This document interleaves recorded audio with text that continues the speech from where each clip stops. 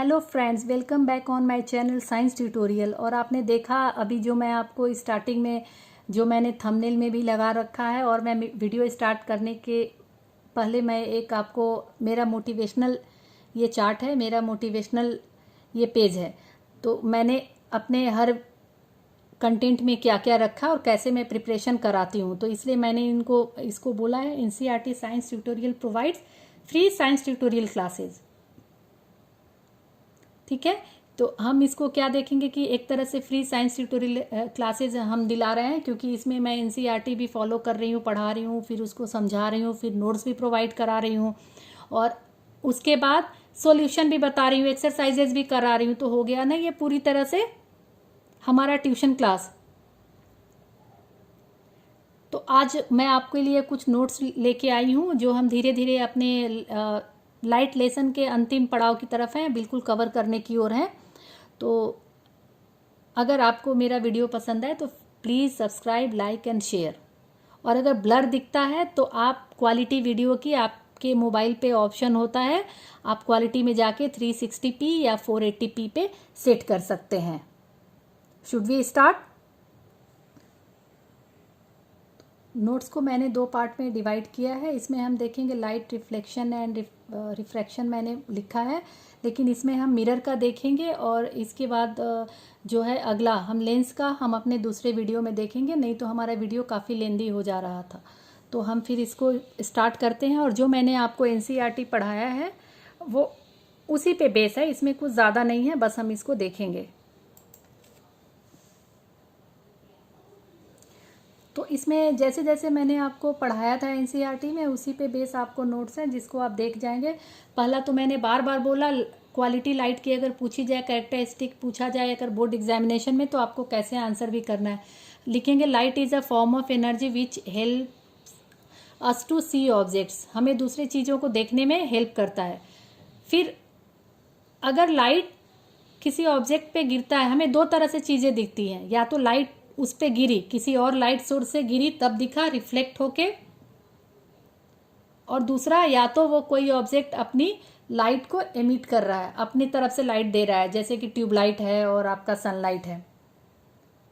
फिर आपको अगला हमारा है light travels in straight line. आपको पता है कि लाइट हमेशा स्ट्रेट लाइन में ट्रेवल करती है। और वैक्यूम में लाइट की स्पीड क्या है, हम इसको वैक्यूम में लाइट की स्पीड है 3 × 10⁸ मीटर पर सेकेंड। ये पता है, सारे नोट्स हैं, आप इसको बोर्ड के तौर पे लिख के रख लीजिए। Light is electromagnetic wave. Electromagnetic wave क्या है, जो मीडियम नहीं चाहिए, ये मैंने आपको लेसन में एक्सप्लेन कर दिया। और लाइट का ड्यूअल कैरेक्टर होता है, particle as well as wave nature. Particle nature की वजह से क्या क्या होता है, शैडो फॉर्मेशन है आपको, और रिफ्रैक्शन, रिफ्लेक्शन। वेव नेचर की वजह से पोलराइजेशन, डिफ्रैक्शन होता है। और ये आपको कॉमन फेनोमेनन बताया है मैंने कि क्या क्या लाइट की वजह से shadow formation, image of formation by mirror वगैरह है। फिर लाइट को हम ल्यूमिनस और नॉन ल्यूमिनस ऑब्जेक्ट के रूप में डिवाइड करते हैं। हमने ल्यूमिनस और नॉन ल्यूमिनस में डिवाइड किया। ल्यूमिनस जिसके पास अपना खुद का लाइट होता है, जैसे सन। नॉन ल्यूमिनस जिसके पास अपनी लाइट नहीं होती है, दूसरों से लाइट रिफ्लेक्ट करके हमें दिखाई देता है, जैसे कि मून। ये हमारे कुछ फिनोमिनन है जो लाइट की वजह से होते हैं, और ये सारी चीज़ें मैंने आपको समझा दिया है। जैसे यहाँ पे क्या हो रहा है, रिफ्लेक्शन हो रहा है, ये angle incident, sine i, sine r, ये आपको है रिफ्रैक्शन हो रहा है। फिर आपको ये क्या है, रेनबो फॉर्मेशन है, splitting of sunlight in white light in through the glass prism in 7 colour. ये आपको अगले लेसन में भी है, इसीलिए हम इसको अगले लेसन में और अच्छे से देखेंगे। इसके बाद हमारा है, ये हमारा हो गया। इसके बाद हम देखेंगे अगला हमारा है रिफ्लेक्शन ऑफ अ लाइट। जब लाइट किसी हाईली पॉलिश सरफेस पे गिरता है, जिसको हमने मिरर बोला, मैंने बार बार बोला, आप उसको मिरर उसको ध्यान में रखिए, तो उसको रिफ्लेक्शन बोलते हैं। लॉज ऑफ रिफ्लेक्शन में बताया था, angle of incident is equal to the angle of reflection. The incident ray, the reflected ray at the normal to the plane to the mirror at same plane.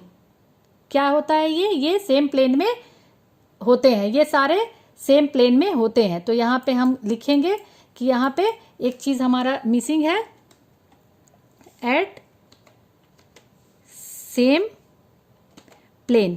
तो ये हम लिखेंगे at same plane.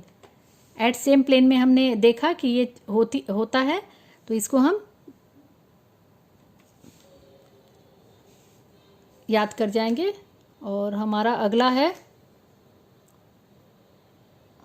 तो ये हमारा same plane में है, हमने डायग्राम से भी दिखाया है, एंगल आई, एंगल आर और ये नॉर्मल जो है तीनों सेम प्लेन में है। फिर हम आगे चलेंगे, अगला हमारा है image form by a plane mirror. Plane mirror के द्वारा इमेज, जो आपके घर में जो आप मिरर यूज़ कर रहे हैं वो आपका प्लेन मिरर है, और उससे इमेज कैसी बनती है, सीधी, इरेक्ट मतलब सीधी। The image is a same size, जितने साइज के हम हैं उतने ही साइज की इमेज बनेगी और सेम डिस्टेंस पे बनेगी। अगर आप मिरर से 3 मीटर पीछे खड़े हैं तो वो भी वहाँ से पीछे 3 मीटर भी बनेगी। जैसे जैसे आप मिरर की तरफ जाएंगे तो आपको ऐसा लगेगा आपकी इमेज भी आपकी तरफ आ रही है। तो ये इसकी क्वालिटी है। और ये वर्चुअल इमेज होता है जिसको कि हम कभी भी कर्टेन पे नहीं ले सकते हैं। प्लेन मिरर में वर्चुअल इमेज बनता है, और एक किस में बनता है, कन्वेक्स में भी बनता है, हम आगे देखेंगे। और the image is laterally inverted. Laterally inverted का मतलब है कि लेफ्ट का राइट दिखेगा, राइट का लेफ्ट दिखेगा, हम उल्टे नहीं दिखेंगे। तो ये हमारा इमेज फॉर्मेशन है। आगे हम देखेंगे स्फेरिकल मिरर में कैसे कैसे होता है। स्फेरिकल मिरर में हमारा spherical mirror is a curved mirror, जो कि स्फेयर का पार्ट है। ये मैंने आपको बताया था काट के, और एनसीईआरटी पढ़ाते समय मैंने बुक में डायग्राम बना के भी समझाया था कैसे बनता है। उसमें कनकेव मतलब जो कैविटी टाइप की स्ट्रक्चर हो, जिसका रिफ्लेक्टिंग सरफेस कैविटी हो, अंदर से कैविटी हो, तो उसको कन्वेक्स बोलेंगे। कन्वेक्स जो बल्जिंग आउट हो, और कनकेव जो है कन्वर्जिंग है। आप देख सकते हैं कि सारा लाइट रे एक जगह फोकस हो रही है, तो ये कन्वर्जिंग है। और कन्वेक्स डाइवर्जिंग है, ठीक है। ये अपीयर, कन्वेक्स में अपीयर होता है कि फोकस पे ये मिल रही है, ठीक है। तो ये डाइवर्जिंग है, रेस को डाइवर्ज करता है क्योंकि इसका फोकल लेंथ रिफ्लेक्टिंग सरफेस के पीछे है। ये मैंने रीजन भी आपको बताया था। अगला हम देखेंगे टर्म्स कौन कौन से यूज होते हैं मिरर में। तो सबसे पहले तो होता है सेंटर ऑफ कर्वेचर, जो सी से रिप्रेजेंट करते हैं, वो मिरर का सेंटर है। रेडियस ऑफ कर्वेचर, जिसको कि रेडियस ऑफ स्फेयर, जिसको कि हम कैपिटल आर से करते हैं, और जो सी और पी के बीच का डिस्टेंस होता है, मैंने आपको बताया था। और पोल है, पोल आपका क्या है, सेंटर ऑफ स्फेरिकल मिरर है, मिरर के ऊपर होता है। सी तो आपका इमेजिनरी पॉइंट है, पर पी क्या है, पी मिरर के ऊपर प्रेजेंट होता है। उसके बाद हमारा है प्रिंसिपल एक्सिस। प्रिंसिपल एक्सिस वो स्ट्रेट लाइन है जो सेंटर ऑफ कर्वेचर से होते हुए पोल तक जाती है। फिर प्रिंसिपल फोकस, जहां पे सारी लाइट रे प्रिंसिपल एक्सिस से पैरेलल जाके मिलती हैं या मिलती नजर आती हैं, उसको कैपिटल एफ बोलते हैं। फिर इसके बाद convex mirror, rays of light parallel to the principal axis after reflection get diverge and appear to come from a point on the principal axis behind the mirror।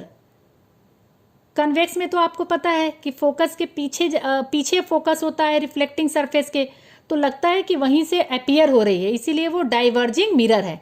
और कनकेव में mirror के सामने होता है।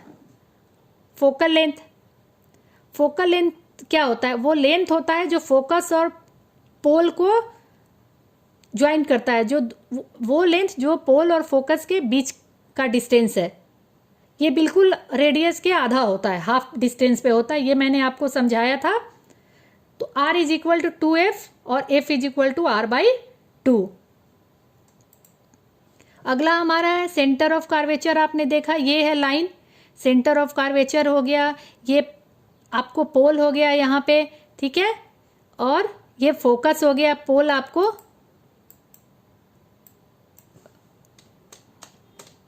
आपको ये मिरर, ये exactly mirror के ऊपर होता है, और ये आपका फोकस है। ये एक लाइन जहां मिल रही है वो क्या है, आपकी फोकस है।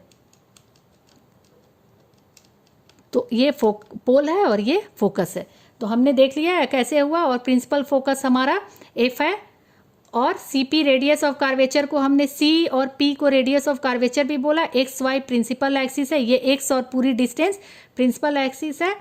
P और F को हमने फोकल लेंथ बोला, जिसको स्मॉल p से हम रिप्रेजेंट कर रहे हैं। अगला हमारा है mirror. In a concave mirror ray of light parallel to the principal axis after reflection passes through the focus. Reflection के बाद कनकेव में फोकस से एक रे पास होती है।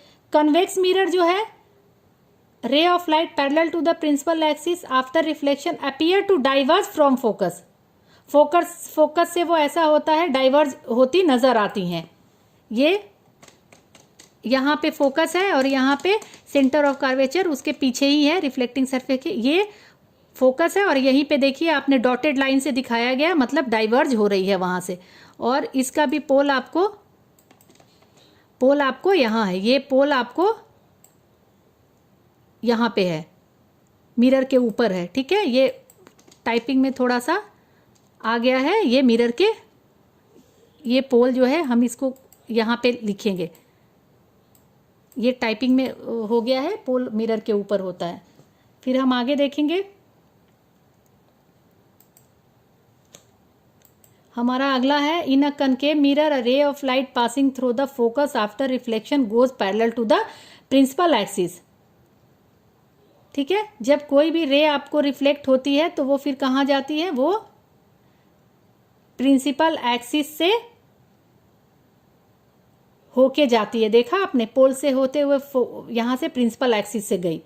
तो ये आप समझ लेंगे कि कैसे ये प्रिंसिपल एक्सिस से जा रही है। In a concave mirror a ray of light passing through the centre of curvature after reflection is reflected back along the same direction. In a concave mirror, ये कनकेव मिरर में जो centre of curvature से जो चीज जाएगी, यहाँ centre of curvature से गई, फिर उसी पाथ पे वापस उल्टा आ गई। इसको आप देख लेंगे और समझ लेंगे। और इसका ये बस आपका नोट्स है, पीछे आपको बताया जा चुका है।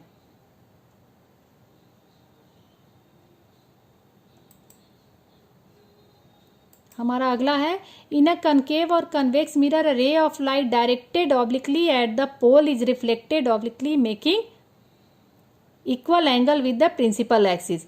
जितने डिग्री से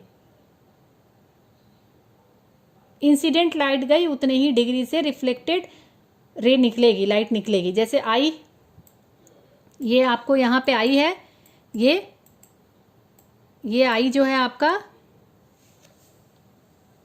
ये यहाँ पे है, और आर रिफ्लेक्टेड ये है। ये आई आपको जो है ये आई है, ये आपका आई है, देख सकते हैं। और ये जो है ये आई नहीं है, ये आपका आर है, एग्जैक्टली आपका आर है। तो जितने डिग्री से आई निकली, जितने डिग्री से आई गई, अगर 45 डिग्री बना के आई जा रहा है तो ये आर जो है, ये आर जो है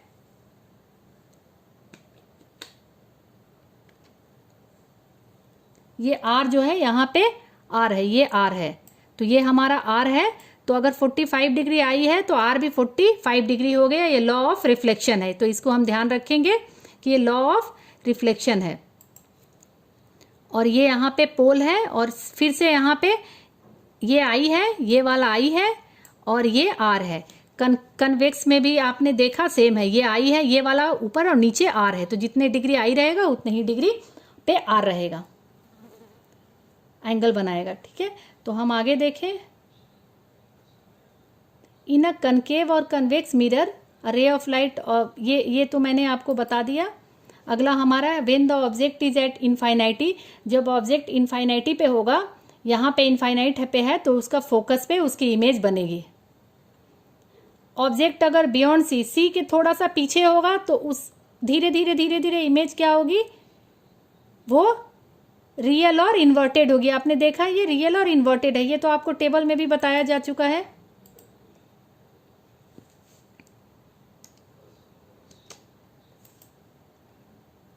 तो ये हमारा हमने ये देखा। अगला हमारा है जब फोकस पे हुई तो क्या हुई, तब जाके ये सी से थोड़े सी के बियॉन्ड बनी। ये टेबल आपको ध्यान है, उसी टेबल का ये स्मॉल आपको एक तरह से नोट्स है, तो ये टेबल हम देख जाएंगे। When the object is at F, जब F is form at infinity it is highly enlarge. जब एफ पे होगा, यहाँ पे एफ हमारा यहाँ है, जब ये एफ यहाँ एफ है, ठीक है, ये थोड़ा सा चेंज हो गया है इसका, ये एफ पे है तो हमारा इसका कहाँ इन्फिनिटी पे बना। जब इन्फिनिटी पे था तो एफ पे बना, और जब हमने इमेज को एफ पे रख लिया तो क्या बना, ये इन्फिनिटी पे बनेगा इमेज, ये उल्टा हो जाता है, ठीक है। ये एफ हमारा जो है यहाँ पे एफ है, ये एफ पे है, एफ पे है तो इन्फिनिटी पे बनी, जब इन्फिनिटी पे थी तो इमेज एफ पे बनी थी।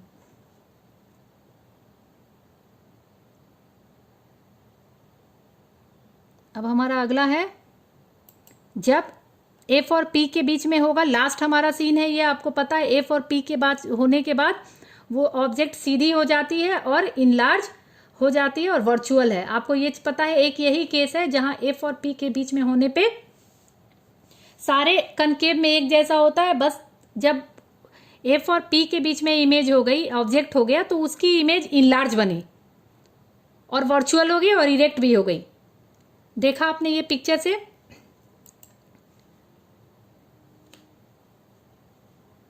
तो ये हमने देख लिया, when the object is at infinity the image is form at the F behind the mirror it is highly diminished. ये हमारा कन्वेक्स का आ गया पहला केस। पहला केस में क्या है, जब इनफाइनिटी पे रखा तो क्या बन रहा है, एफ पे बन रहा है, सेम है, बनेगा तो एफ पे, लेकिन बिहाइंड द मिरर, क्योंकि इसका एफ फोकस कहाँ होता है, मिरर के पीछे होता है। दूसरा केस है when the object is between infinity and pole. जब इन्फिनिटी और पोल के बीच में ऑब्जेक्ट हो तो कहाँ बनेगा, the image is form behind the mirror it is diminished virtual and erect. देखा आपने कहाँ बना, डिमिनिस्ड, वर्चुअल है, छोटा है और सीधा खड़ा है। तो ये हमने देखे आपको दो तीन केसेस इसमें भी। अब हम देखेंगे कि स्फेरिकल मिरर का यूज़ कहाँ, कनकेव का यूज़ कहाँ कहाँ होता है। कनकेव का मिरर का यूज़ एक तो होता है, आपको कनकेव मिरर को का काम क्या है, किसी एक छोटी चीज़ को बड़ा दिखाना। तो कनकेव मिरर का यूज़ कहाँ, शेविंग आपको मिरर में है, डेंटिस्ट यूज करते हैं, और आपको हेडलाइट में यूज़ होता है।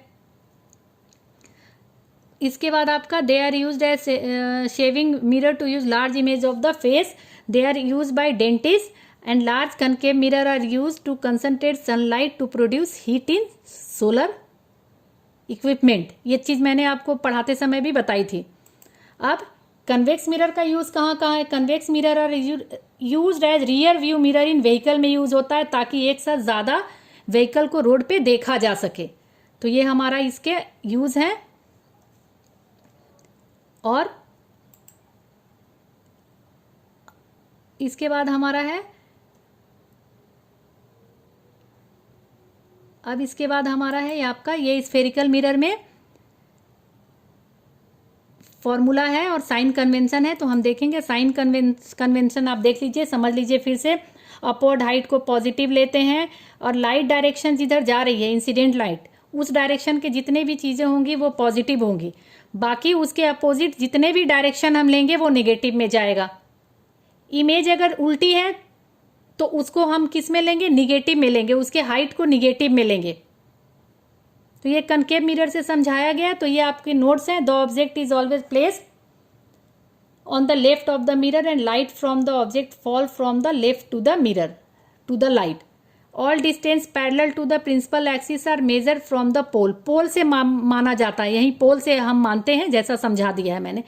पोल से अगर हम लाइट रे के अपोजिट जाएंगे तो निगेटिव लेंगे, अगर पोल से इधर गए तो लाइट रे के दूसरे साइड गए तो हम क्या लेंगे, पॉजिटिव लेंगे। अगर हम राइट डायरेक्शन में जाएंगे तो पॉजिटिव लेंगे, लेफ्ट में जाएंगे तो निगेटिव लेंगे। तो ये मैंने पीछे भी आपको बताया था, upward height positive, downward height negative. तो आपको ये मैग्निफिकेशन उसके बाद हमारा था the mirror formula for spherical mirror में क्या था, 1/v वी ऑब्जेक्ट इमेज का डिस्टेंस है, plus 1/u object distance is equal to 1/f। Magnification क्या होता है? Ratio of the height of image to the height of object, जिसको हमने बोला h1/h0 h0। The magnification is also related to the object distance as image distance. It is express as m is equal to h dash h0 या h, आप ये कुछ भी कर सकते हैं, h1 h2 भी मान सकते हैं, इसमें कोई प्रॉब्लम नहीं है, इज इक्वल टू -v/u। तो ये हमारा मिरर था। अगले में हम रिफ्रैक्शन पढ़ेंगे और लेंसेज के बारे में मैं नोट्स दूंगी, और तब तक आप लोग इसको पढ़ते रहिए। Thank you.